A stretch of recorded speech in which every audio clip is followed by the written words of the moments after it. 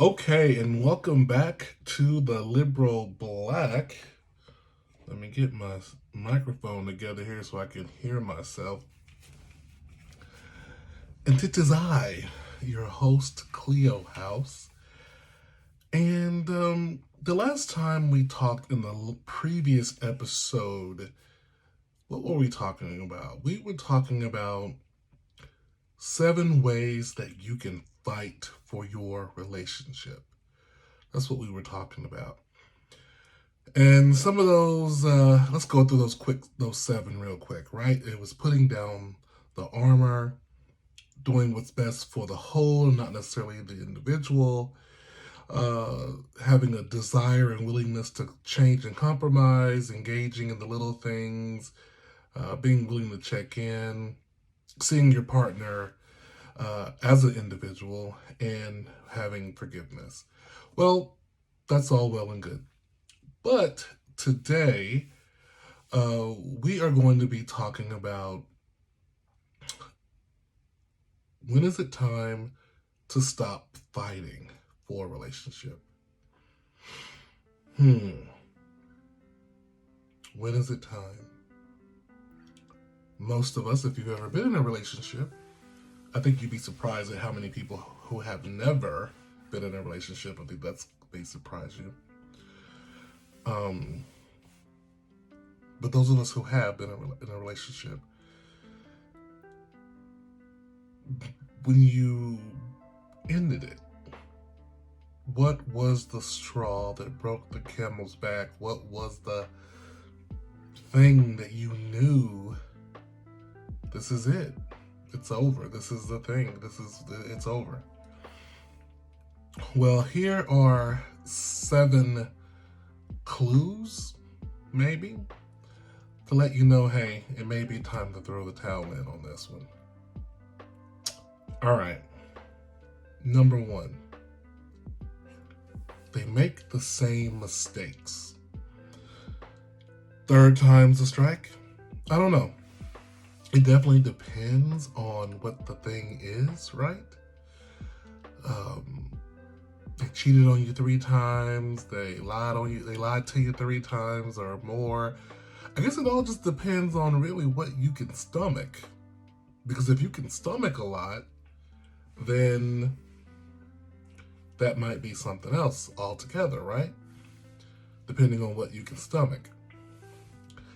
Now, I don't want to get stung by the beehive, okay? But I think about probably some of the most iconic things. What am I trying to say? The most iconic moments where in relationships that we know that somebody made some big mistakes. Probably one of the most iconic moments, of course, is Bill Clinton cheating on Hillary with the dress and all that stuff. But also, in terms of, I guess, pop culture wise, Beyonce and Jay-Z. And if we are to go on her music, probably the first decade of the relationship was filled with cheating. You know? But I do believe, though, that there were times during that relationship where she did break up with him. She didn't just stay in it indefinitely. She did break up with him at times. And he won her over. So if someone keeps making the same mistake, you gotta let them go. But I guess sometimes, depending on how good they are, you might take them back. Number 2, they are inflexible. You are the one. Hold on one second, I gotta find my chapstick. You are the one making all the compromises. You're the one making all the compromises. They are inflexible. It's not going to work because you're going to get tired of being the one always saying, okay, fine. We don't have to go where I want to go. We don't have to eat what I want to eat. We don't, and those are very light compromises I'm talking about. I mean, of course, it could be the bigger stuff. It could be, you know, who knows? It could be. I don't want to deal. I don't ever want to do Christmas at your in-laws, at your parents' house. It's always at my parents' house because Christmas is really important to my parents, so that's what we're going to do. Well, what does that mean for your relationship, right?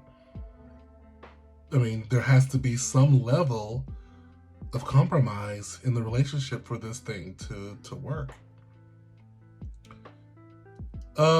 Number 3, they do not listen. They do not listen. Your partner constantly ignores your pleas. You're saying, "Hey, this is a problem for me." And you're explaining your feelings. This is how you make me feel. Or they only listen when it suits them. That's going to be a problem. Number 4, they don't respect you. I have trouble saying that word, respect. If I have to think about it, or it comes out respect. They don't respect you. Whatever that is. It could be your job, your opinions, your voice. They're constantly treating you like you are the child in the relationship. That's not going to work. Number 5, they are not a soft place to land. Now, what I mean is, at the end of a day at work, you need to come home to someone, to peace, essentially. You need to come home to peace. That doesn't mean you don't have any excitement in your relationship, but it does mean that you have peace. There's peace in the valley, in the relationship. You gotta have it. They're mean, yelling. God forbid they're hitting you. Get out. There has to be peace in the valley. I just today was reading an article on Yahoo, I think it was, and about Miley Cyrus. Miley Cyrus was talking about several things. But the thing that's relevant to what we're talking about is Miley was talking about how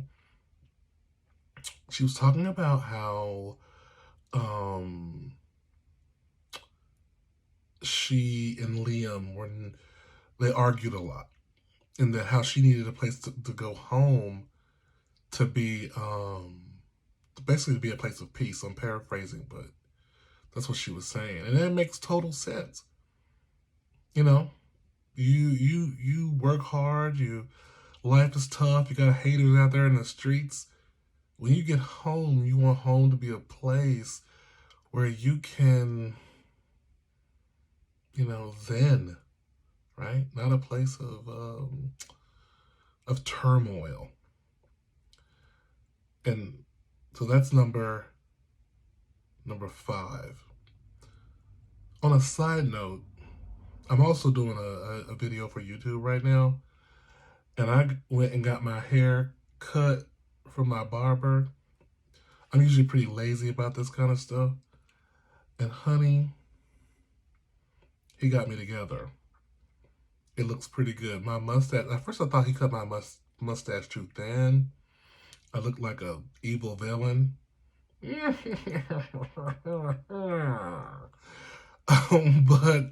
I like it. It's sharp. I need to quit being so lazy about my shaving stuff. I should go in more often and get my shit done. Anyway, I digress. Number 6. No trust in the relationship. No trust. They're a liar, or maybe you are, and for whatever reason, y'all don't trust each other. If there's no trust, y'all can just hang it up. The relationship is no good without trust in it. And that's a fact. Number 7, they can't honor the rules of engagement.